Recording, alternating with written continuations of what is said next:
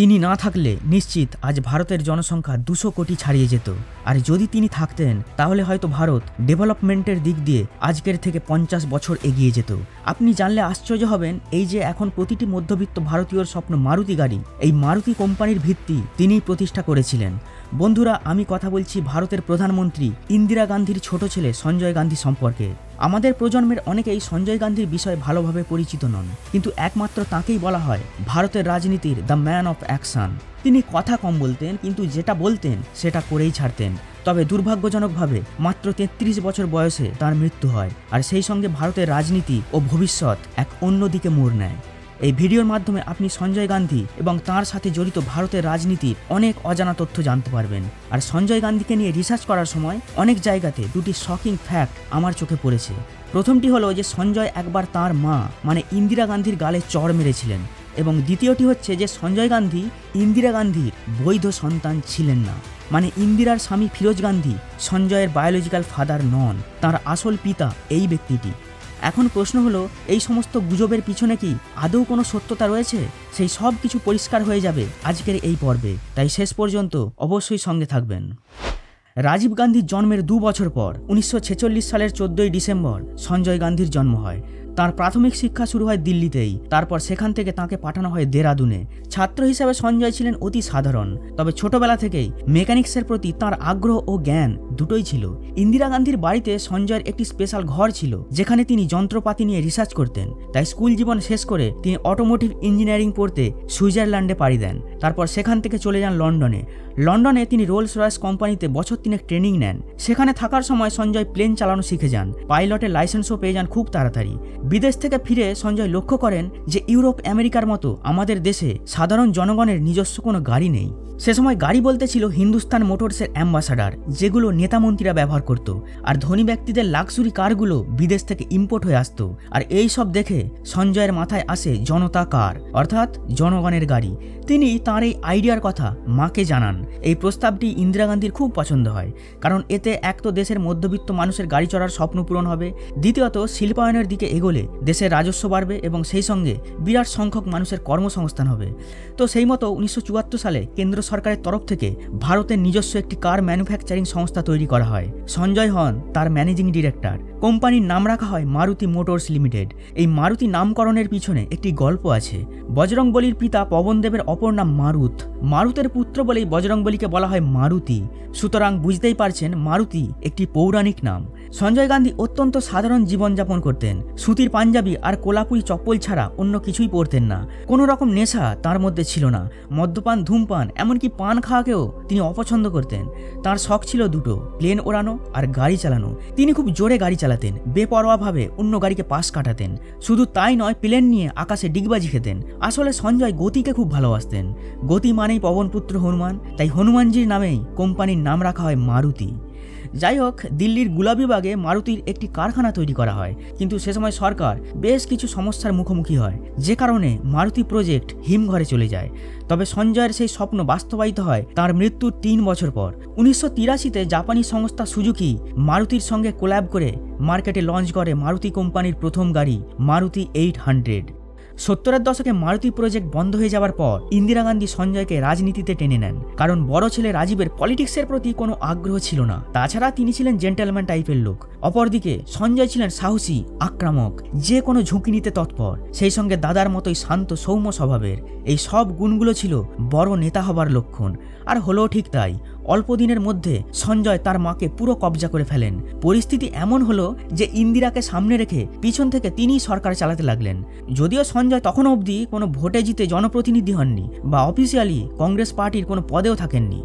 সঞ্জয়ের পরামর্শে কেন্দ্র সরকার সে সময় এমন কতগুলো স্কিম নিয়ে এসেছিল যেগুলো আজও প্রাসঙ্গিক।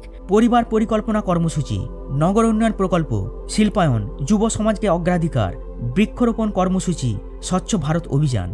তবে এই সমস্ত প্রকল্পগুলি বাস্তবায়িত করতে সে সময় কংগ্রেস সরকার যে পদ্ধতি অবলম্বন করেছিল তা নিয়ে আজও সমালোচনা হয়। ইন্দিরা গান্ধীর আমলের সবচেয়ে বেশি যে জিনিসটাকে ক্রিটিসাইজ করা হয় সেটা হলো এমার্জেন্সি, ভারতের রাজনীতির বিভীষিকাময় অধ্যায়। এই এমার্জেন্সি ছিল সঞ্জয়ের মস্তিষ্ক প্রসূত। তাঁর নির্দেশে সে সময় বিরোধী দলের শত শত নেতাকে জেলে পোড়া হয়েছিল। ফ্যামিলি প্ল্যানিং ক্যাম্পেনের সময়ও বহু মানুষকে সরকারের ভুল নীতির খেসারত দিতে হয়েছিল। বিষয়টা খুলে বলি, আপনারা সকলেই জানেন যে তখনকার দিনে এক একটা লোকের কম করে 7-8টা করে ছেলে মেয়ে হতো। সঞ্জয় দেখলেন যে এইভাবে যদি চলতে থাকে তাহলে একদিন জনবিস্ফোরণ ঘটবে। এই বিপুল জনসংখ্যাই দেশের উন্নয়নের পথে প্রধান বাধা হয়ে দাঁড়াবে। তাই অবিলম্বে জনসংখ্যাকে নিয়ন্ত্রণ করা প্রয়োজন। মহিলাদের লাইকেশন অপারেশন তখন আমাদের দেশে আসেনি, তখন ছেলেদের নসবন্দির চলছিল। নির্বীজকরণের জন্য সরকার ব্যাপক প্রচার অভিযান চালায়। মানুষকে এর গুরুত্ব বোঝাবার জন্য জায়গায় জায়গায় ক্যাম্প খোলা হয়, যার ফলে বহু সচেতন লোক স্বেচ্ছায় নিজেদের অপারেশন করিয়ে নেয়। সবকিছু ঠিকঠাকই ছিল। বিপত্তিটা হলো তখন যখন স্বাস্থ্য বিভাগের আধিকারিকদের একটি নির্দিষ্ট সংখ্যক কোটা দিয়ে দেওয়া হলো, মানে তাদেরকে বলে দেওয়া হলো এই সপ্তাহে তোমাদেরকে এত সংখ্যক লোককে নির্বীজ করতে হবে। এইবার কি হলো, যখন তারা সেই কোটা পূরণ করতে অসমর্থ হতো তখন তারা যাকে তাকে ধরে অপারেশন করিয়ে সংখ্যাটা মেকআপ দিয়ে দিত, যেখানে 16 বছরের কিশোর থেকে 70 বছরের বৃদ্ধ কাউকেই ছাড়া হতো না। এই সমস্ত অসৎ অফিসারদের কারণে ওই সময়কার বহু মানুষের জীবন বরবাদ হয়ে গেছে। তবে এটা ঠিক যে সরকার নির্বীজকরণ কর্মসূচিতে জোর দিয়েছিল বলেই দেশের জনসংখ্যা বৃদ্ধির গ্রাফটা অনেকটাই নিচে নেমে যায়। রিপোর্ট অনুযায়ী সে সময় সারা দেশে প্রায় 60 লাখ মানুষকে নির্বীজ করা হয়েছিল। এইবার 1976 সালের একটি ঘটনার কথা বলি। দেশে তখন এমার্জেন্সি চলছে। একদিন সঞ্জয় যুব কংগ্রেসের নেত্রী রুকসানা সুলতানকে সঙ্গে নিয়ে লালকেল্লা ঘুরতে যান। আপনাদেরকে জানিয়ে দিই, এই রুকসানা সুলতান ছিলেন অভিনেত্রী অমৃতা সিংয়ের মা, মানে সাইফ আলী খানের প্রথম পক্ষের শাশুড়ি। শোনা যায় বিবাহিত রুকসানার সঙ্গে সঞ্জয়ের অ্যাফেয়ার ছিল। সে যাই হোক, সে সময় লালকেল্লার প্রধান ফটকের সামনে একটি বিরাট বড় বস্তি ছিল। এই জিনিসটা রুকসানা সুলতানের অপছন্দ হয়। তো রুকসানাকে খুশি করার জন্য সঞ্জয় ওই বস্তি উচ্ছেদ করার নির্দেশ দেন, কিন্তু বস্তিবাসীরা কোনো কিছুর বিনিময়ে সেখান থেকে সরতে রাজি ছিল না। তাই 1976 সালের 18 এপ্রিল 15টি বুলডোজার দিয়ে দিল্লি পুলিশ পুরো বস্তিটাকে ভেঙে গুঁড়িয়ে দেয়। উত্তেজিত জনতাকে সেখান থেকে তাড়াবার জন্য পুলিশ লাঠিচার্জ থেকে কাঁদানে গ্যাস সবকিছুই প্রয়োগ করে, কিন্তু তার সত্ত্বেও যখন তাদেরকে সেখান থেকে সরানো গেল না, তখন পুলিশ গুলি চালিয়ে দেয়। এতে 20 জন মানুষ মারা যায়। সঞ্জয় গান্ধীর জেদের আর একটা উদাহরণ আপনাদেরকে দিই। একবার কিশোর কুমার কংগ্রেস পার্টির কোনো এক প্রোগ্রামে গান গাইতে অস্বীকার করেন। এর বদলা নিতে সঞ্জয় অল ইন্ডিয়া রেডিওতে কিশোর কুমারের গান বাজানোই বন্ধ করে দেন। তো দেশে এমার্জেন্সি এনে এই সমস্ত গাজুয়ারি কর্মকাণ্ড ঘটানোর জন্য ইন্দিরা গান্ধীর সরকারের উপর মানুষের ক্ষোভ তৈরি হয়, যার পরিণাম হলো এমার্জেন্সি উঠে যাওয়ার পর 1977 সালে যখন লোকসভা ভোট হলো তখন কংগ্রেস পার্টির ভরাডুবি হয়। ক্ষমতায় আসে জনতা দল এবং প্রধানমন্ত্রী হন মোরারজি দেশাই। ওই ভোটে উত্তরপ্রদেশের আমেথি থেকে প্রথমবার ভোটে দাঁড়িয়েছিলেন সঞ্জয় গান্ধী। তিনিও হেরে যান। নির্বাচনে হারের পর সঞ্জয়ের মানসিক পরিবর্তন ঘটে। ততদিনে তিনি রাজনীতির মারপ্যাঁচও রপ্ত করে ফেলেন।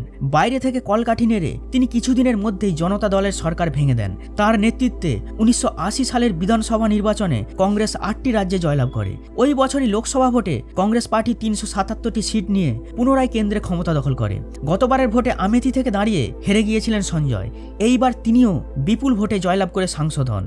কংগ্রেস পার্টির এই বিরাট সাফল্যের পর এটা প্রমাণিত হয়ে যায় যে সঞ্জয় ইন্দিরা গান্ধীর যোগ্য উত্তরসূরি। দেশের ভবিষ্যৎ এখন তাঁর হাতে। কিন্তু কয়েক মাস পরেই এসে যায় সেই ভয়ানক দিন, 1980 সালের 23শে জুন। ওই দিন সকাল 8টার সময় যখন তিনি একটি প্রাইভেট প্লেন নিয়ে আকাশে স্টান্ট করছিলেন, তখন হঠাৎ করে প্লেনের ইঞ্জিন বন্ধ হয়ে যায়। গোপ্তা খেয়ে প্লেনটি সোজা মাটিতে এসে আছড়ে পড়ে। ঘটনাস্থলেই মারা যান সঞ্জয় গান্ধী ও তাঁর সঙ্গী সুভাষ সাক্সেনা। আপাত দৃষ্টিতে এটাকে একটি দুর্ঘটনা বলে মনে হতে পারে, তবে রাজনৈতিক মহলের দাবি তাকে পরিকল্পিতভাবে খুন করা হয়েছিল। সঞ্জয় গান্ধীর মৃত্যু রহস্য নিয়ে বিস্তারিত জানাবো এর পরের ভিডিওতে। এখন আমি এই ভিডিওর প্রথমের দিকে যে গুজবগুলোর কথা বলেছিলাম সেগুলো ক্লিয়ার করে দিই। প্রথম গুজবটি হলো মায়ের গালে ছেলের চর। আমেরিকার সংবাদ সংস্থা ওয়াশিংটন পোস্টের বিশিষ্ট সাংবাদিক লুইস সিমন এক সাক্ষাৎকারে জানিয়েছিলেন যে এমার্জেন্সির সময় সঞ্জয় একবার তাঁর মা ইন্দিরা গান্ধীর গালে চর মেরেছিলেন। কিন্তু কেন সঞ্জয় এ কাজ করেছিলেন লুইস সেটা পরিষ্কার করে বলেননি। তিনি বলেন, আমি প্রত্যক্ষদর্শীদের কাছ থেকে শুধু এটা শুনেছি যে কোনো একটা বিষয় নিয়ে মা ছেলের মধ্যে কথা কাটাকাটি চলছিল, রাগের মাথায় সঞ্জয় মায়ের গালে চর কষিয়ে দেয়। সাংবাদিক সাগরিকা ঘোষ বলেন, এটা লুইস সিমনের বানানো গল্প ছাড়া আর কিছুই নয়। এমার্জেন্সির সময় সমস্ত বিদেশি সাংবাদিকদের ভারত থেকে বের করে দেওয়া হয়েছিল। এতে সিমন ইন্দিরা গান্ধীর ওপর ক্ষিপ্ত হয়, তাই সে এই মিথ্যেটা রটিয়েছে। দ্বিতীয় এবং মারাত্মক গুজবটি হলো সঞ্জয় গান্ধীর পিতৃ পরিচয় নিয়ে। আপনি যদি ইন্টারনেটে একটু ঘাঁটাঘাঁটি করেন তাহলে আপনি দেখতে পাবেন যে অনেক জায়গায় দাবি করা হচ্ছে যে ইন্দিরার স্বামী ফিরোজ গান্ধী সঞ্জয়ের জন্মদাতা পিতা নন। রাজীব গান্ধী জন্মের পর স্বামীর সঙ্গে ইন্দিরার সম্পর্ক খারাপ হতে শুরু করে। তখন মোহাম্মদ ইউনুস খান নামের এক ব্যক্তির সাথে তার ঘনিষ্ঠতা তৈরি হয়।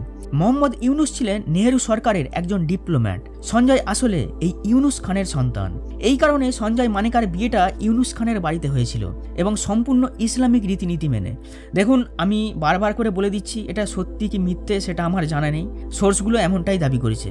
আমি শুধু এটুকু বলতে পারি যে সঞ্জয় গান্ধীর মতো আক্রামক দূরদর্শী চরিত্র ভারতের রাজনীতিতে দু একজনই আছেন।